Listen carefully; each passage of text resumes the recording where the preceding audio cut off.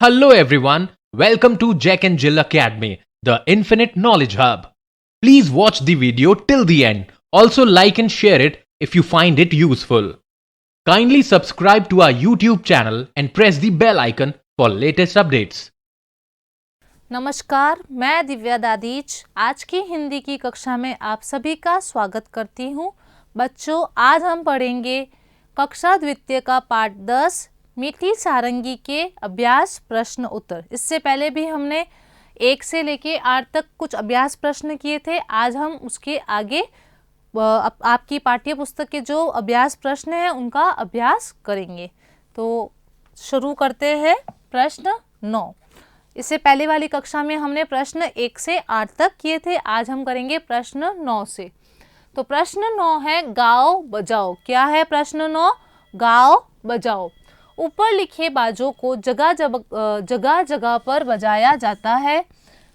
सोचकर लिखो इन जगह पर क्या क्या बजाया जाता है। कि आप देखते होंगे कि कई तरह के बाजे होते हैं जिनको अलग अलग अवसरों पर बजाया जाता है। जैसे शादी में अलग तरह के बाजे बजाए जाते हैं, मंदिर में कीर्तन और भजन के लिए अलग तरह के बाजे बजाए जाते हैं, स्कूल में भी अलग तरह के बाजे बजाए जाते हैं। तो इस तरीके से आपको अब ये बताना है कि कौन से अवसर पर कौन सी बाजे बजाए जाते हैं। तो पहला है रेलगाड़ी या बस में। आप सबने रेलगाड़ी या बस में सफ़र किया होगा तो आपने सुना होगा कि वहाँ पे किस बीच बीच में जो स्टेशन आता है वहाँ पे कुछ लोग आते हैं और बाजे बजाते हैं, सुनाते हैं। तो आपने देखा होगा कि रेलगाड़ी या बस में किस तरीके से बाजे बजाए जाते हैं। तो हम यहाँ लिखेंगे एकतारा, डफली या बांसुरी बजाई जाती है। अगला है घर या किसी अवसर पर। अगर मान लीजिए घर में या आपके घर में कोई शादी का माहौल है या किसी की शादी होने वाली है तो वहाँ पर उस वक्त क्या बजाया जाता है? शहनाई बजाई जाती है, ढोलक बजाया जाता है। ठीक है। तो अगला है भजन कीर्तन में। आप अपने दादा दादी के साथ मंदिर जाते होंगे, मंदिर में आपने देखा होगा कि भजन होते हैं। तो भजन और कीर्तन में क्या बजाया जाता है? हारमोनियम बजाया जाता है, तबला बजाया जाता है, ढोलक होता है, मंजीरे होते हैं। तो ये सब कहाँ बजाए जाते हैं? भजन कीर्तन में। अब है स्कूल में किसी अवसर पर। स्कूल में अगर कोई अवसर हो, कोई प्रतियोगिता है तो उसमें किस तरीके के बाजे बजाए जाते हैं? सितार बजाया जा सकता है और गिटार भी बजाया जा सकता है। प्रश्न 10 है इस कहानी में मिठास की बात है। इस कहानी में क्या है? मिठास की बात है। तुम्हें कौन कौन सी मीठी चीज़ें अच्छी लगती है?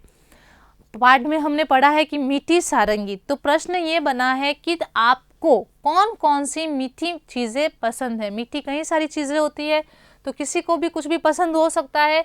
तो मैंने यहाँ लिखा है खीर, हलवा, रसगुल्ले, बर्फ़ी, गुलाब जामुन इत्यादि चीज़ें अच्छी लगती है। और आपको जो अच्छा लगता है आप इस प्रश्न का उत्तर अपनी इच्छा से दे सकते हैं। जो आपको अच्छा लगता है खाने में मीठी चीज़ें तो वो भी आप इसमें लिख सकते हैं। अगला प्रश्न करते हैं, क्या खाने की चीज़ें सिर्फ मीठी ही होती है? मीठे के अलावा उनका और क्या क्या स्वाद होता है? तो आप सब खाना खाते हैं, हम सब खाना खाते हैं। तो हमने देखा है कि खाने की चीज़ें सिर्फ मीठी नहीं होती है, नमकीन भी होती है, कड़वी भी होती है ना? तो नहीं, तो हम इसका उत्तर क्या देंगे? नहीं, खाने की चीज़ें सिर्फ मीठी ही नहीं होती, इनका स्वाद नमकीन, कैसला, तीखा या खट्टा भी हो सकता है। ठीक है। अगला प्रश्न है, अब नीचे लिखी खाने पीने की चीज़ों को स्वाद के हिसाब से लगाओ। यहाँ पर क्या है? सारी खाने पीने की चीज़ें हैं तो उन्हें हमें स्वाद के अनुसार लगाना है। तो पहले यहाँ पे लिखा हुआ होगा जैसे नमकीन वाली चीज़ों को अलग कीजिए, मीठी चीज़ों को अलग कीजिए, और जो थोड़ी सी कड़वी है जिनका कैसला स्वाद है उनको थोड़ा सा अलग कीजिए। तो हमें इसमें से क्या करना है? खाने पीने की चीज़ों को स्वाद अनुसार क्या करना है? अलग करना है। तो पहला क्या है? आम। तो हम इसका देखते हैं। अब है यहाँ पे मीठा। मीठे में क्या क्या आ जाएगा? आम खाने में मीठा होता है, शहद, चीनी, दूध और जलेबी। ठीक है। फिर है नमकीन और खट्टा क्या क्या हो सकता है, नमकीन और खट्टा क्या क्या हो सकता है। आम का अचार कैसा होता है, खट्टा भी होता है और नमकीन भी होता है। जलजीरा, नींबू, नमक और चटनी। अब है कैसाला, कैसाला मतलब ज़्यादा कड़वा भी नहीं है, उस स्वाद को बोलते हैं ये। तो करेला कैसा स्वाद होगा, कैसाला, ठीक है।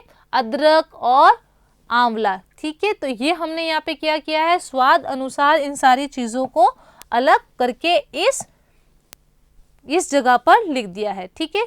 तो आज हमने क्या सीखा, हमने आज सीखा है प्रश्न 9 से 12 तक अभी हमने किया है।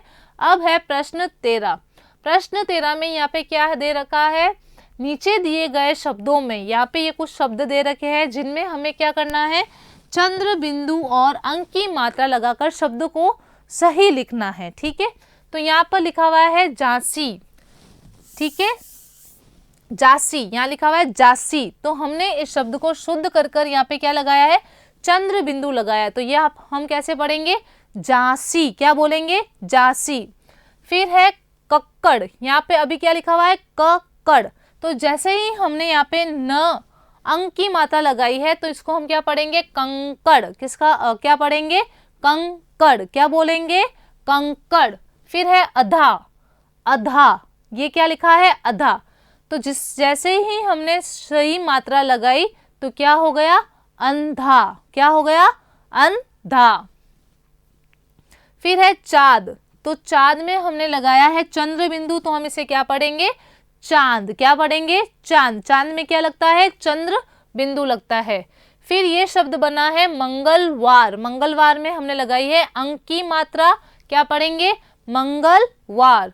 फिर है सुंदर, सुंदर में भी कौन सी मात्रा लगेगी, अंक की मात्रा। फिर है झंझट, झंझट में भी अंक की मात्रा लगेगी। और यहाँ है कांपना, क्या लिखा है ये, कांपना, कांपना में कौन सी मात्रा आ जाएगी, चंद्र बिंदु। उसके बाद है आंधी, आंधी में भी आएगा चंद्र बिंदु। और उसके बाद है चंदन, चंदन में आएगी अंक की मात्रा, कौन सी मात्रा आएगी, अंक की मात्रा। उसके बाद है मांगना, ये क्या लिखा है हमने, मांगना, मांगना में कौन सी मात्रा आएगी, चंद्र बिंदु। और फिर है स से सांप, क्या पढ़ेंगे, सांप, सांप में कौन सी मात्रा आएगी, चंद्र बिंदु। इस तरीके से आप अगर कोई भी शब्दों का प्रयास करते हैं या आपको मात्राएं जल्दी सीखनी है, शब्द बनाना सीखना है, तो इसके लिए आपको बार बार क्या करना होगा, प्रयास करना होगा और सूत्रलेख लिखना होगा। तो अभी हमने प्रश्न 13 किया है।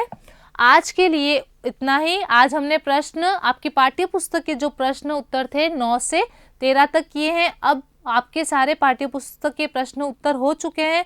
अब आपको उन्हें क्या करना है, उनको अच्छे से पढ़ना है, याद करना है और लिख लिख कर बार बार प्रयास करना है और कहानी को अच्छे से 2 बार पढ़ना है। धन्यवाद। Thank you for watching the video. Follow us on Facebook, Instagram, Twitter, and LinkedIn as Jack and Jill Academy for more information. You can also download Jack and Jill Academy's app from Play Store for online courses related to school education from pre-primary to senior secondary level. Competitive exams like NTSC, NDA, CLAT, JEE, NEET, and multi-activities like yoga, art and craft, dance, music, self-defense, and many more.